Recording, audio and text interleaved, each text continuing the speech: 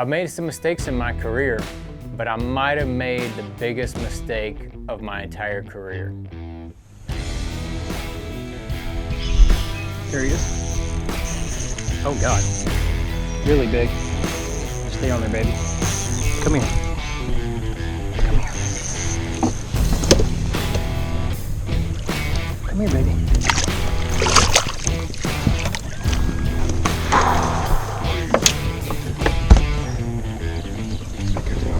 That is what we needed, buddy.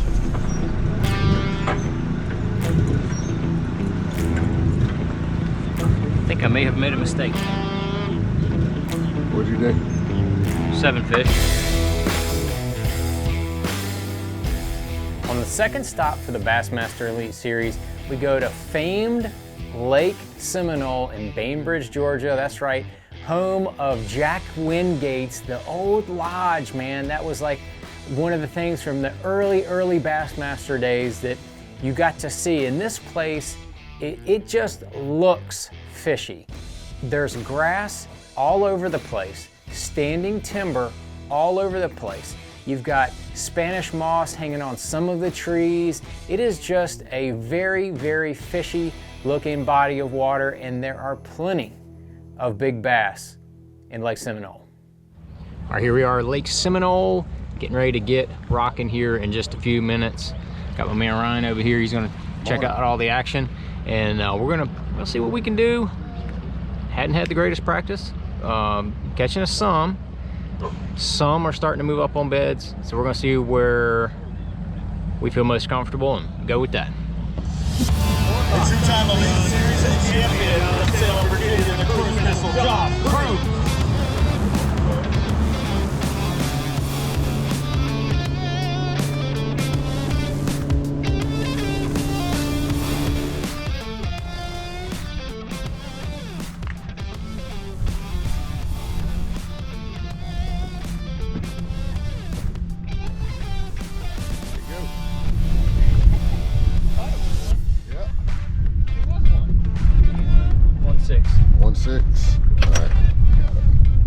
So practice was not the greatest. It was a little bit difficult. I was really looking for a lot of spawning fish. Didn't see but just a few. So I kind of settled in an area that I saw the most fish, and the morning really was going well.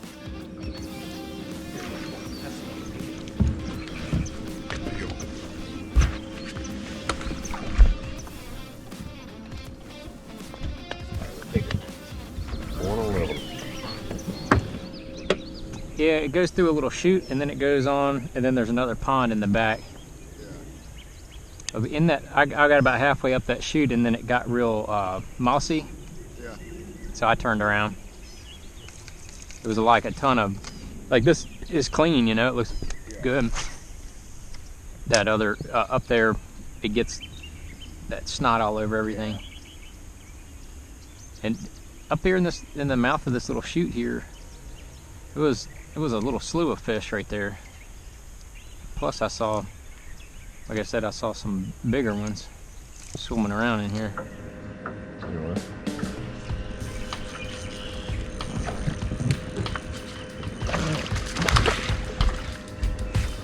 Go ahead, mommy. Don't wait on me. 1 to 3. Like that?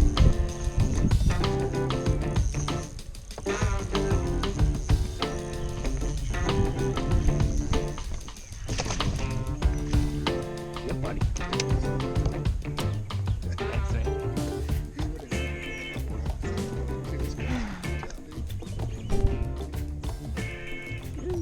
Magic, baby. We made some magic.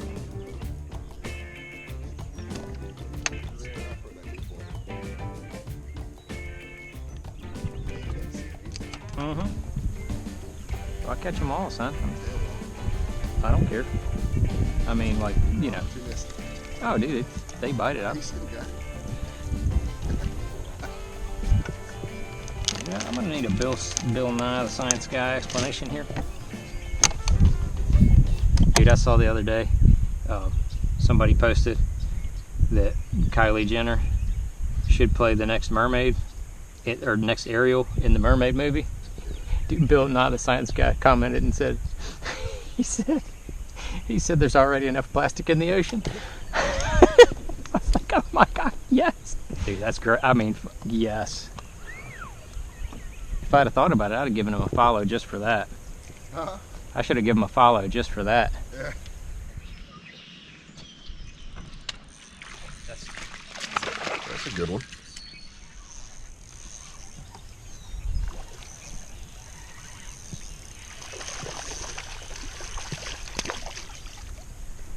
Shoot the coal. Yeah.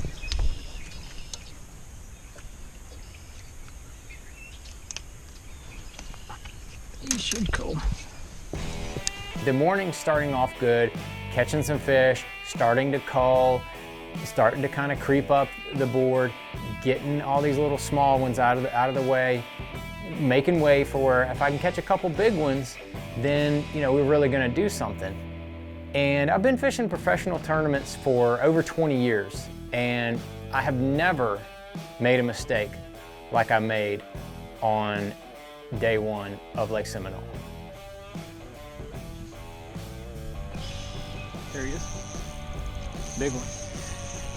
Oh God. Really big. Stay on there, baby.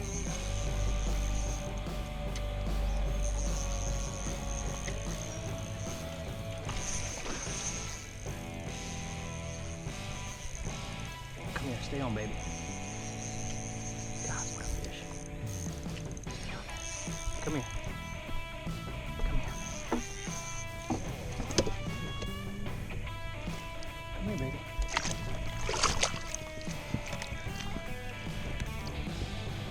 Gotcha.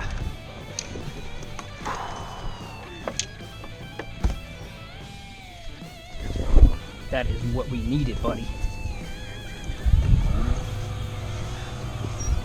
Oh my gosh.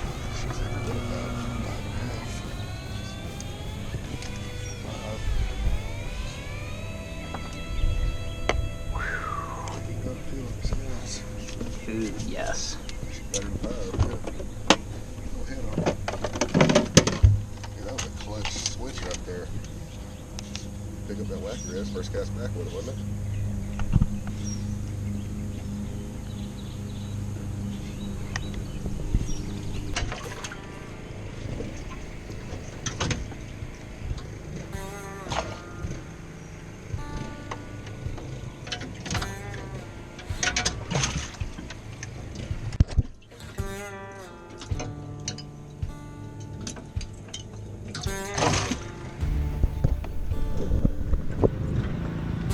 I think I may have made a mistake.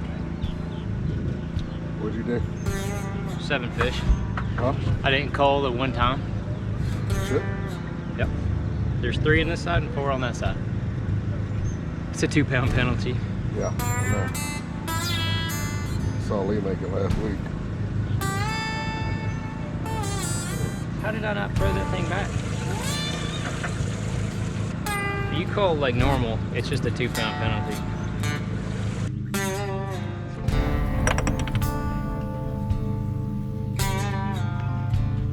Why didn't yellow have a tag? This is off.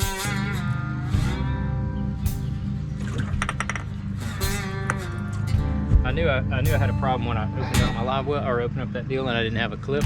I was like, oh, it's not good. So there was a lot of weird emotions going on once I realized what had happened. I called Lisa, the tournament director, told her what had happened. It's very clear cut in the Bassmaster rules. If you have more than 5 fish and you make even a single cast, then you're going to get a 2-pound penalty, and all you have to do is cull back down to 5 fish, continue fishing as a normal day. It's a 2-pound penalty. It actually happened to Lee Livesey at the tournament before, at Lake Okeechobee. Before Seminole, he actually made the same mistake. It's happened to Brandon Polinick 3 times in his career. Not once, not twice, but 3 times Brandon's done that. And I couldn't believe I have a system to where I have 6 TH Marine conservation cull clips that clip onto the lip. And when I catch that 6th fish, I weigh every single fish gets a clip. I look on my board that I have the weights written down. Once I find out what the smallest one is, I wipe that off the board and then I throw that fish back. Well, today in the tournament, I just wiped it off the board and forgot to throw the fish back. I was catching them so good on that magic worm, rigged wacky style. I wanted to throw back out there and catch another one. And it just somewhere in my mind, I just totally forgot to throw that 6th fish back, and I was toting 6 fish around when I caught that 7th one. And when I caught that 7th one, it was a 5+ pounder. It was a 5.5 pounder. So I had a lot of awkward. I was really, really pumped up, and then I realized I'd made a mistake, and I was really, really like melancholy. I was really just kind of flat. I wasn't mad, I wasn't upset. I knew that fish that I had just caught was a very fortunate fish to catch.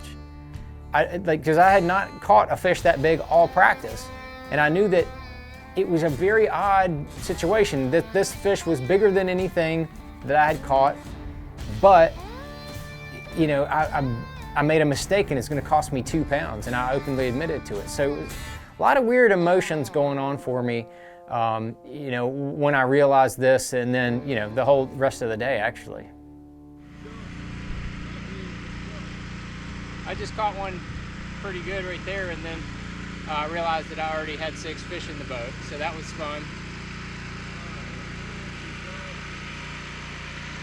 So I called Lisa. She said, just release the small one. Just call like normal, 2-pound penalty.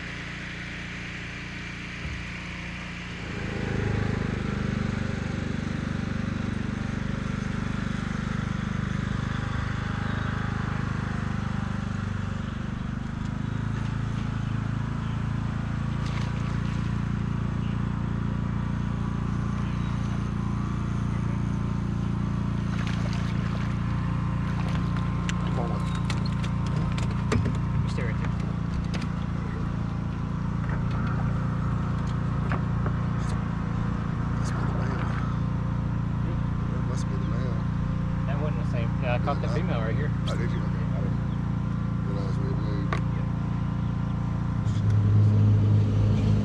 Irish twins. Yes. That's better than 3.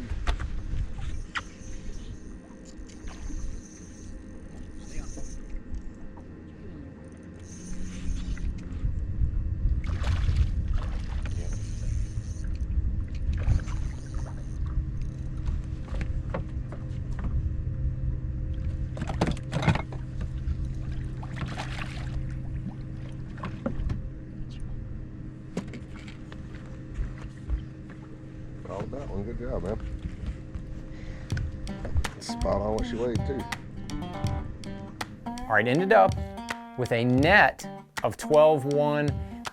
Would have had 14-1, but 12-1 put me in 73rd place. Believe it or not, that's the exact same place I was in after day 1 at Lake Okeechobee. And you know what I did there? Made a comeback, and I thought, you know what? A little different circumstances to get to 73rd place, but I did it the week before. Might as well do it again. So that was kind of my mindset going into day 2. Comeback time, let's do it.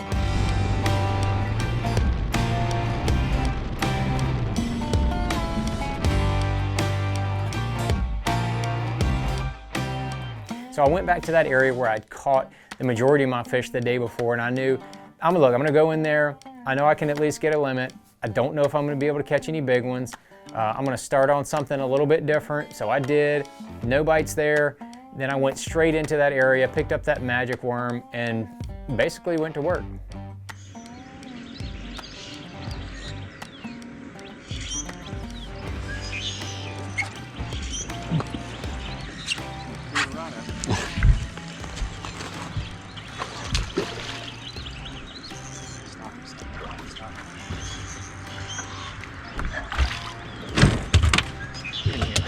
A little chunker.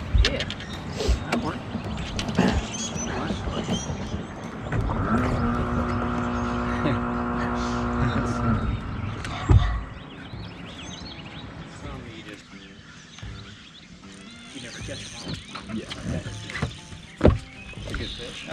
Yeah, it's good fish.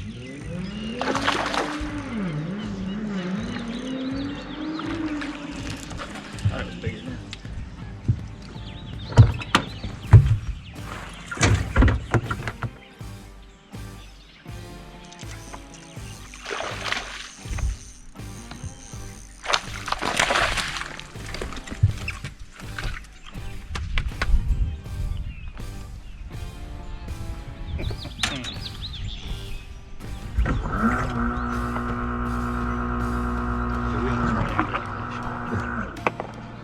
I seen you like drop straight down by the trawler motor. I could see that black spot on it.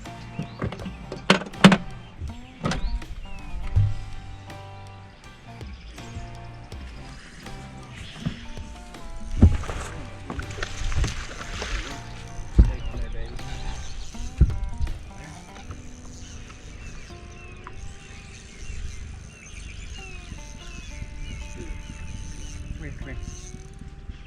Stop this. Get out of that grass. Don't you do it.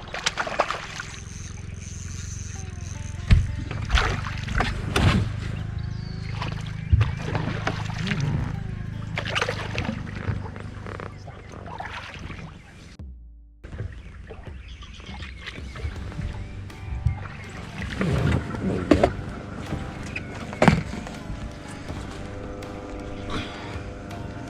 Yes. That's what we need right there, baby.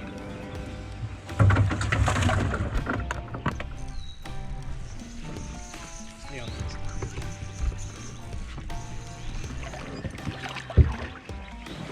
Yeah. It helps. Yes. Yes!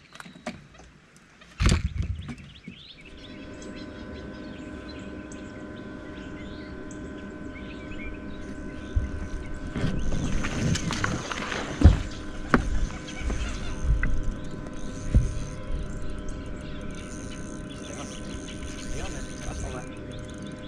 Stop all that. Stop all that. Come here, baby. Stop all that. Easy.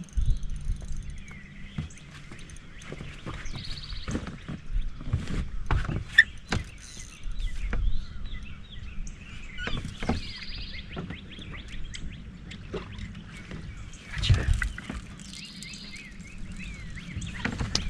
You do.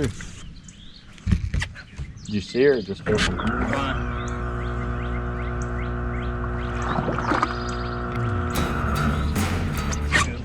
Part of the way through the day, I'd already had a couple 3-pounders in the boat. Those are key fish. I knew that I just needed 2 or 3 more of those quality fish, or I needed one of those bigger fish like I caught on day 1. I said, hey man, did it on day 1, might as well do it on day 2. So I'm just gonna keep busting them through in this area and see what the real potential is here.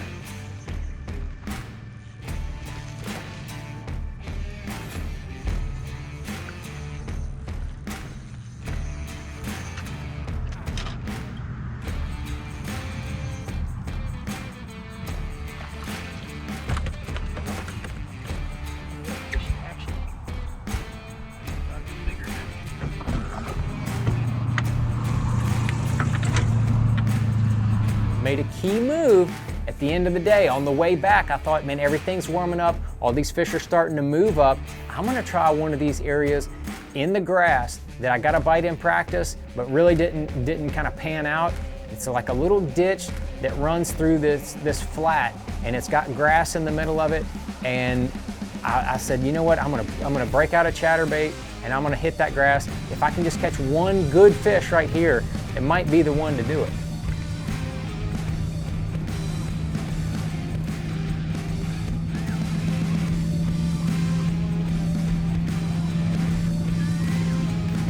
There you go, baby.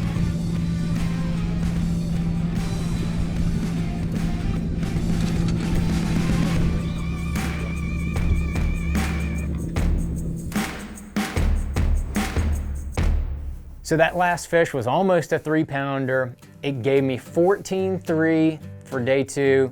That was still gonna be about 1.5 pounds short. Yes, I had a 2-pound penalty.